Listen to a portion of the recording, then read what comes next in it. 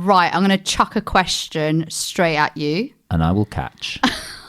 Not with your butterfingers. And we're talking metaphorically here. So, what is the best gift you've ever received from a student? Oh, okay.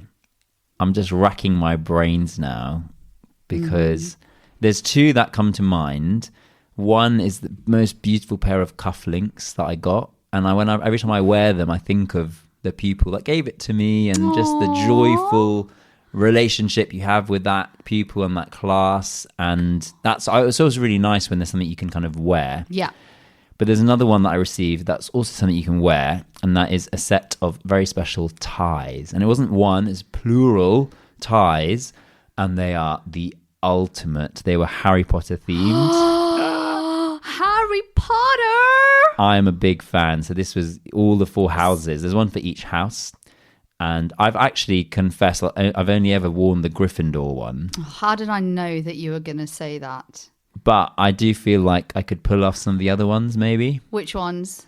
Which other house do you feel you have like an affinity to? Oh, hold on. What does Gryffindor stand for again? So that's kind of for if you're brave, courageous, courage, that kind of vibe. Friendship vibes going. I think mainly bravery and courage. Standing up for what's right, what we believe in. Yes. All right. I like the sound of that. Yeah. If you weren't in Gryffindor, what would be your second choice? That wouldn't happen. I would be in Gryffindor. Okay, let's just imagine, for the purposes of this conversation, if it wasn't Gryffindor, what would be number 2? Not Slytherin.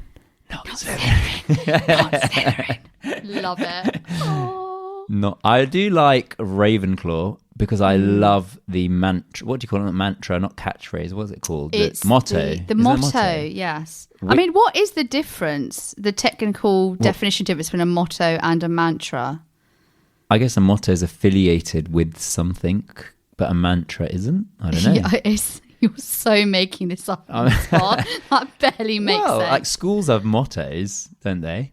It's wit beyond measure is man's greatest treasure. I love that. Good old Rowena Ravenclaw. Yes, Rowena. Brilliant stuff. What about you? What is the ultimate gift that you have received from a pupil? The best gift, I would say, oh my gosh, it sounds like I'm copying you, but there's clearly a common theme emerging. And I know we're also both Harry Potter fans, but I got a Dumbledore wand. What? Yeah. Well, actually, it was a wand, but it doubles up as a pen. Oh, stop. Yes. Oh my gosh, it made my life when I received that. It was a Christmas gift, actually, a couple of years ago. That is next level. I know, right? Have you used the wand? Of course I have. You must have had so much fun in lessons using the wand. I really did. Oh my gosh, I actually drove all the kids crazy because I thought they would find it really fun, but I think I was just entertaining myself. But, you know. But this is it. This is what you can do when you set the culture in the classroom. The banter you can have with kids is just phenomenal. That is so true. Yeah. Really, and I've seen you in points. action with the banter, not only in the classroom, but even when leading like an assembly or a kind of a standing assembly greeting lineup, whatever you call it. And it's just spectacular. I mean, it's just so important, isn't it? Like, connection with the kids is just, that's critical for them to, that's the foundation from which they have that buy-in and that sense of joy, right? So Gotta have some moments of levity. It's got to be done. The moments of levity, there's one simple way that teachers can bring moments of levity. Wingardium Leviosa. I'm just so cringe right now. That is the best Harry Potter joke that's been told. But the thing is, it's original. I've literally just come up with it. I was on the edge of my seat thinking, I'm going to hear some proper pearls of wisdom from Mr. Raichura right now that I'm just not expecting. I don't know what's going to come out of your mouth. And that's, oh my giddy aunt. No, I think it's brilliant. No, let's just move on. Welcome to another episode of Operation Education. I'm Pritesh Raichura. I'm Neena Sharma. So, what was last week's scenario? So we were talking about exit routines in our lessons, and sometimes teachers can do it in a way that's really rushed, and you end up just, the bell's gone and you're like, guys, let's pack away quickly, off you go, and we just send them out. And it can feel quite chaotic, and it can feel rushed. So what would make a good exit routine was the question that we had posed. Yes, great question. I think often we focus a lot on how things begin or start. So we think, oh, we've got to make sure that the opening of the lesson is really strong, but actually ending it strongly is equally as important.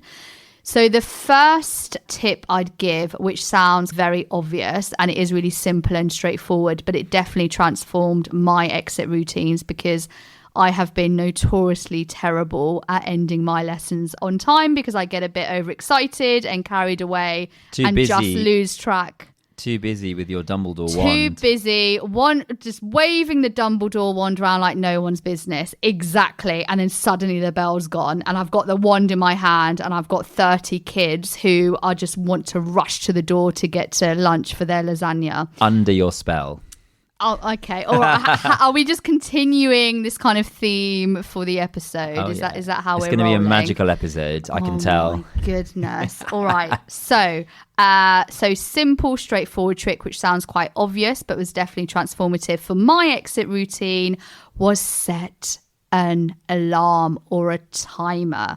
Well, maximum 5 minutes from the end of the lesson. And that ensures that you will finish on time because you don't want to be constantly clock watching. But as soon as that goes off, that's the indication that it's time to start that exit routine.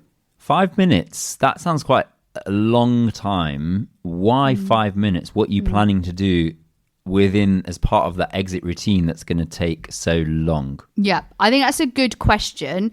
I think there's a few things that are essential to make sure that you're ending that lesson really successfully. But actually, like with everything else, it's all about habit and routine. So you can streamline it and end up actually only having to finish your lesson 2 or 3 minutes from the end. But if you're establishing this as something new, I would advise 5 minutes. So for me, I think there's 2 key targets at the end of the lesson. Number 1 is the logistics. So it's just making sure that the kids are packing up very efficiently at the end. And that will be done through a series of chunked instructions. And secondly, it's really sustaining all of that positivity and the warmth from the lesson right up until the very end. So we talked last time about giving all that warm, specific named praise and utilizing those tick lists as well. But actually, at the end of the lesson is the time where you want to narrate the story of the lesson and all of those positives. It's kind of like just tying a bow on it or closing that loop. What do you mean by narrating the story of the lesson? So throughout the lesson, you would have narrated all of that praise and you also would have collected the data of it onto your tick list. So just to clarify, for anyone who hasn't listened to that episode, this is every time a child does something brilliant in the lesson, whether it's a really brilliant paired talk or whether it's great independent practice work, whether it's a lovely full sentence answer, we are giving that warm praise to them, saying, wow, I love the way you just used the word electrolysis in your answer. I thought you were going to say photosynthesis. I knew you would complain about that, so I changed it to electrolysis. Yeah, I could tell. Very intentional. So you're giving that specific praise to so many kids, but to help you keep track of that, you're adding ticks to your tick sheet, which is your seating plan.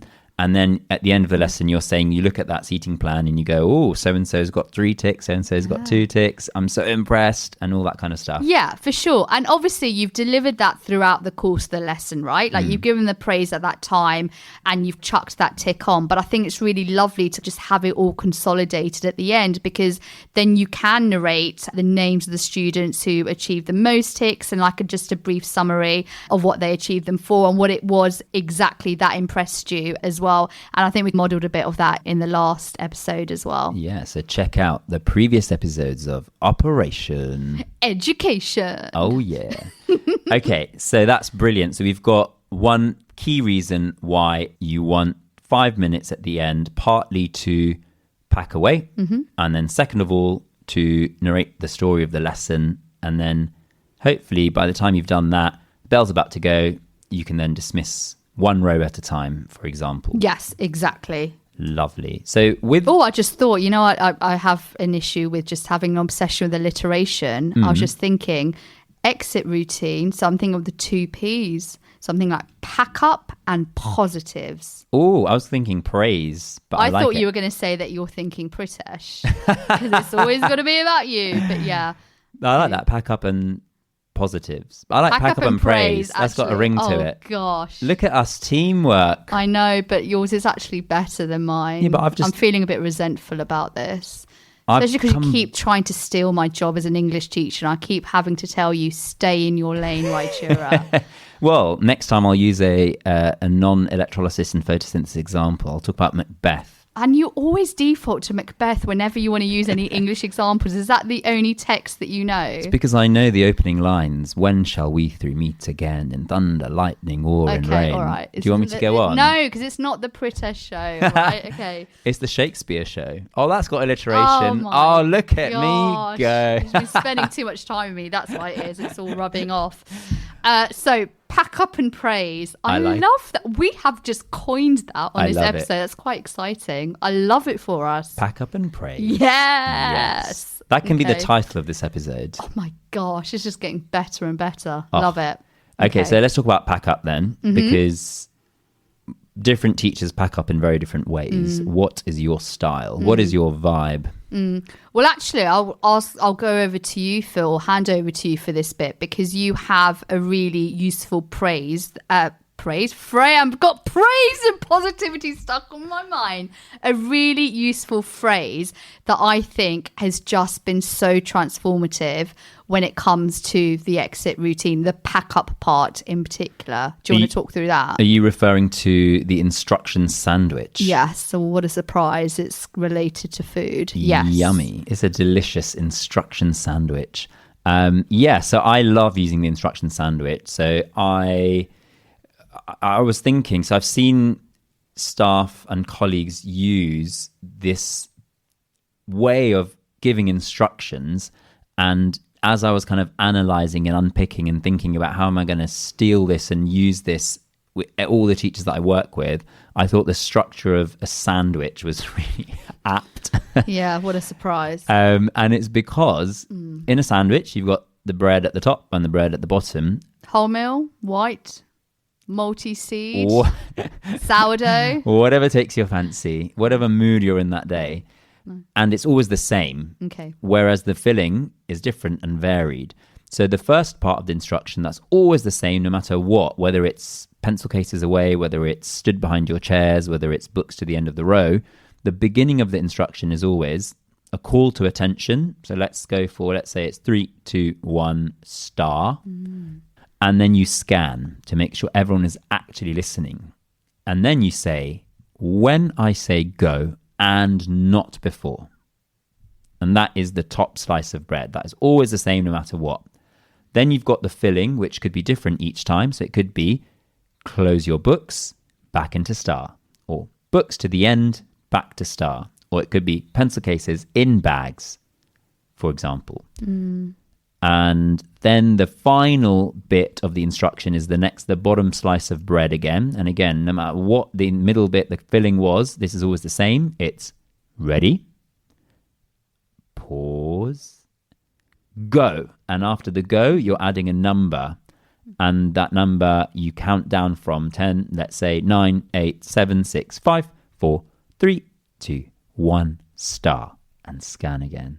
And in the middle of that, you might be giving lots of praise to the kids who are speedy or helpful, whatever it might be. But that is the instruction sandwich in a nutshell. Okay, it's quite a lot to unpack there. So you've got a call to attention, whatever it is. When I say go and not before, then the instruction, that's really concise. It's quite bossy, isn't it, from the teacher? Like when I say go and not before, and all these kind of bossy imperative verbs like close, pack. What would you say to someone who says that's quite like mean and aggressive? I think it's exactly the opposite of that. So the tone isn't close your books, pass them down. You're not being strict in this moment. You're being playful. And the way I'd think about it is what you're doing by saying when I say go and not before, you are making sure that you have stillness in the room because everyone is attentive. Because when they're not, and there's some kids are already packing away because they know it's time to pack away, then you're losing the class. Like they're doing things at their own times and pace. By actually having a clear signal, a moment when everyone moves together, the sense of team that it creates is just magical in the classroom. And what I mean by that is, been watching the football recently and seeing Norway, I think it is, that do the row, row chant. And I've seen all these videos of school kids in Norway, and they're sitting in a replicating a boat and doing the rowing action and chanting that together. And they hands action start in a forward position and back together. They're literally like rowing together. And so many cultures have this where you do, some sort of dance together and everyone's got the same move. And the reason for that is moving as a team, stopping as a team, makes you feel as if you are part of that team, that you belong with that group and you connect with that teacher who is like the leader in that moment, who's going to take us on this exit routine journey, as it were. And it sounds like really dramatic what I'm saying, but it's all very kind of tacit, and the kids develop that feeling and that sense of team. You can also narrate, what a team, look at us moving together. Right, next bit, when I say go and not before. I was trying this in my lesson today with a class that I've never met before, and they were loving their lives, and we were able to have so much fun with it, and I was able to talk about what a team we were, because it's everyone moving together and stopping together. So it is playful, and it's intended to be not kind of, we are going to do this and not if I'm not saying go and all that kind of stuff. That's not the point of it. But it is also the case that it builds the authority of the teacher. So for example, holding the silence between the ready, go, rather than when I say go and not before, we're going to close our books and pass them to the end. Ready, go. Like that doesn't instill that and inspire that sense of we're moving together, first of all, but it also misses the trick of that silence, building the anticipation, but also the authority of the teacher, because it's when that teacher says go. If the kids get used to listening to the instructions at the end of your lesson, they'll also get used to you being the one building the culture that you want in your room. And we've talked previous episodes about how when there's unkindness in lessons, the teacher has to address that, because we don't want the unkind behaviors, like someone laughing at someone else's answer, to be the norm in the culture. So it has to be the case that we set the culture as teachers in the room, and this helps establish that. I love that. I've just had another piece of alliteration pop into my head. Here we go. So here we go. Brace yourselves. The purpose of the pause, it's like the double A, authority and anticipation. Yes. What do you think about that? How I nailed it? I love how you said the power of the pause, and you said the what was it? The authority. You've forgotten it already. And the anticipation. Yeah, there we go. Exactly. Can I just say, just power of pause? I think we just need a whole episode or sequence of episodes at some point just dedicated to the power of pause, because I am obsessed with this, and I think it is one of the most least understood or most underestimated empowering techniques in a classroom. Power of pause. There we go. We're gonna do that, an episode on that, or more. You said, my goodness, how much do you have to say about it? There's a lot to say. Will there be a lot of pausing in the episode? Yeah, that's why it needs a sequence of episodes. You see, it takes double or triple or quadruple the time. Riveting listen, I'm sure that will make for. Can't wait. Right. Just to draw out another element of the instruction sandwich then. So after each very concise instruction, you set the kids off on a countdown. So how do you choose the optimal number to count down from, and what's the best way to deliver that as well? Yes. So once you've done your ready, pause, go, you're tying a number to the word go. And I've seen teachers deliver the instruction sandwich without a countdown and with a countdown. And the impact it has is, number one, it adds a sense of urgency. But number two, it injects a sense of competition of who's going to get there in time. And that's really fun and playful. And the kids love it. But the number has to be, I think of it as the Goldilocks number. Food again. Porridge. Porridge is on my mind. My Sandwiches, gosh. porridge. All right. It's not the most exciting feast in the world. It's a bit of a strange combo, but combo. you know, I've heard worse. So I've seen you eat worse. But yeah. So we've got the number can't be too long and it can't be too short. If it's too long, then you're going to be counting down and the kids have already finished doing the thing that you want them to. And if it's too short, they're not going to stop as a team. They're not going to have enough time to finish the instruction. So the number you want has to be just right. And so that number has to be chosen well. So I always think if it's just closing books, 5 seconds. Passing them to the end of the row, 10 seconds. It depends obviously on the layout of your classroom.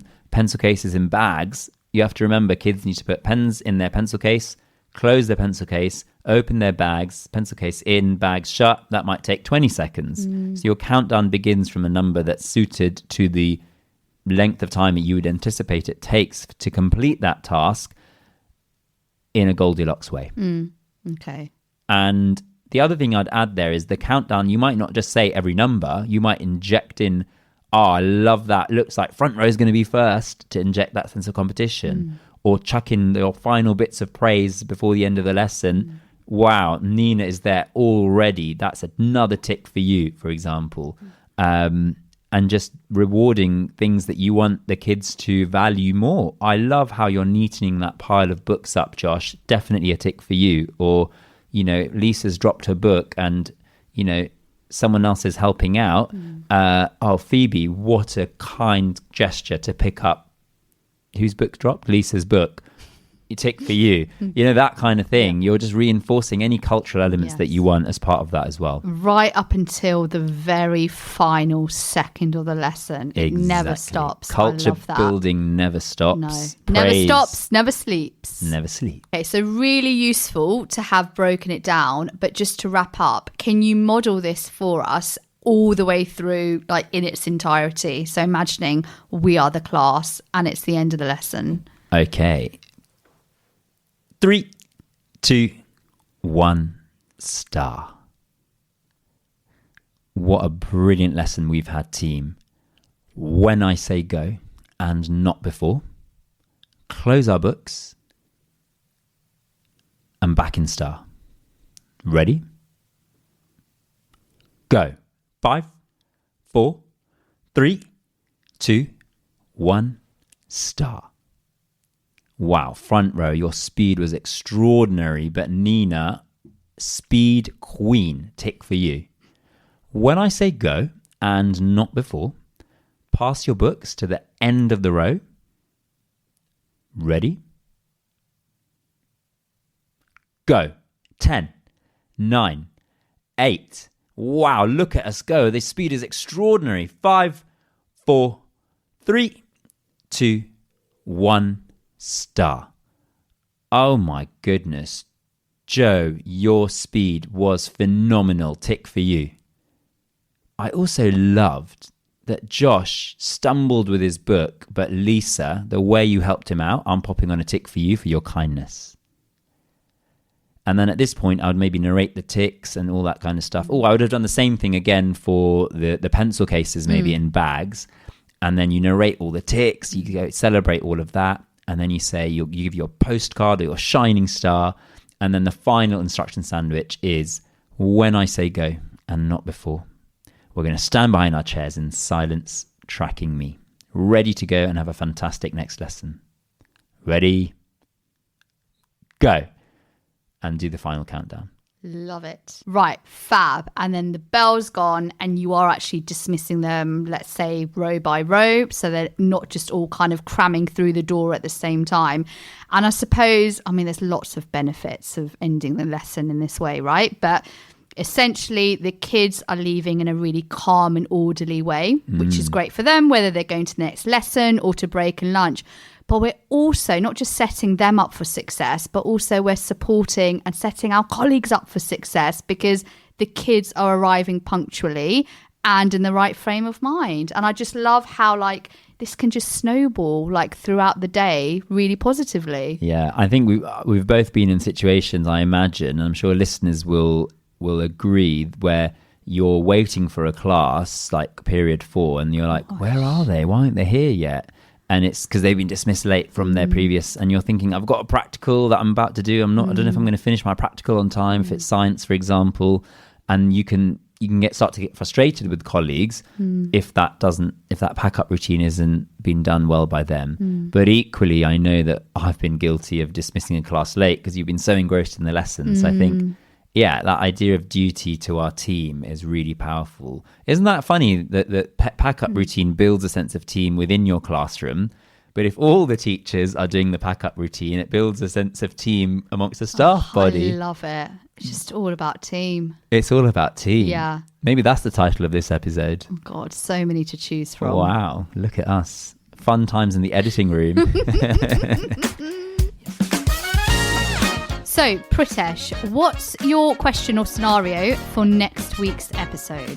Right, I want you to tell me about a lesson that you previously taught that was underpinned by ideas that you were seduced by at the time, but you've completely changed your mind about now. Ooh. I think this one will prompt people to think back to lessons from long ago in the vaults of their brain. Take a trip down memory lane. That's a better way of saying it. Next time on Operation Education. If you would like to share your answers to the scenario/question, or even want to suggest a topic for a future episode of Operation Education, then get in touch. Email me on pritesh@bunsenblue.com. If your school would like high quality CPD, then get in touch with me via bunsenblue.com/CPD. Operation Education is a Bunsen Blue production.